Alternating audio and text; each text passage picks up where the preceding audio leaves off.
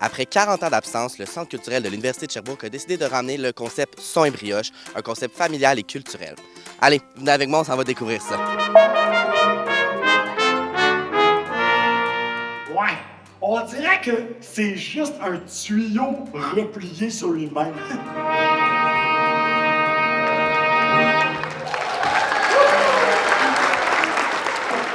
Bien, je pense qu'on ne sera jamais trop tôt exposé à la culture, les arts. Vraiment, c'est quelque chose de super important. Nous, c'est quelque chose qu'on essaie de transmettre à nos enfants aussi, puis de savoir qu'il y a des initiatives comme ça qui sont réalisées dans le but de promouvoir la culture. Bien, je trouve que c'est incroyable.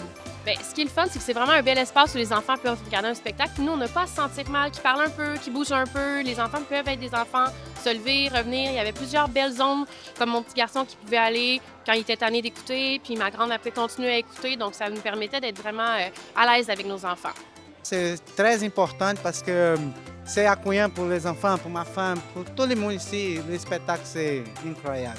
Comme vous savez, on a la tarification solidaire ici pour permettre à des familles de venir à nos activités à moindre coût ou gratuitement. Selon vous, pourquoi c'est important de rendre la culture accessible à tous comme ça?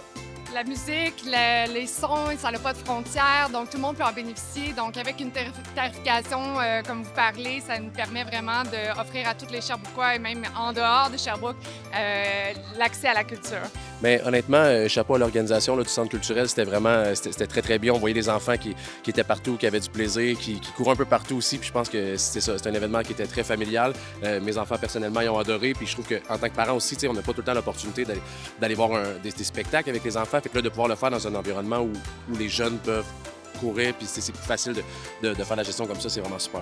Mes enfants ont vraiment beaucoup aimé les personnages les animaux qui étaient au départ dans le hall d'entrée.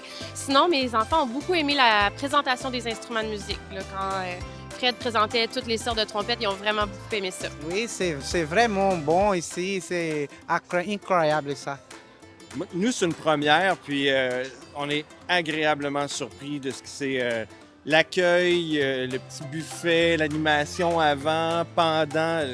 C'est génial. C'est un beau moment pour se regrouper aussi entre amis, entre familles qui se connaissent. On a rencontré plein de gens qu'on connaissait, donc c'était vraiment un beau moment inclusif. Puis on a eu beaucoup de plaisir à danser sur la musique. Le fait d'avoir des collations, le fait d'avoir du café pour les parents, mais des jus et des collations pour les enfants aussi, ça met la table pour une ambiance d'accueil pour toutes ces nouvelles notions-là. Je voulais les faire revenir parce que je garde un souvenir vraiment très profond de ça comme étant ma première expérience où j'ai été initiée aux différents styles musicaux, mais aussi aux différents instruments de musique d'une manière très, très ludique, très proche aussi des enfants.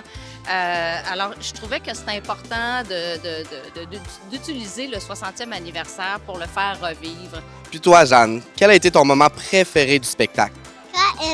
Quand il avait appelé ses frères, puis il avait tout chamaillé parce qu'il avait plus ses boutons pour chanter. C'est quoi ton moment préféré du spectacle? Quand il avait joué la trompette. Jeanne, est-ce que tu as aimé les biscuits et les fruits qui étaient là? Oui.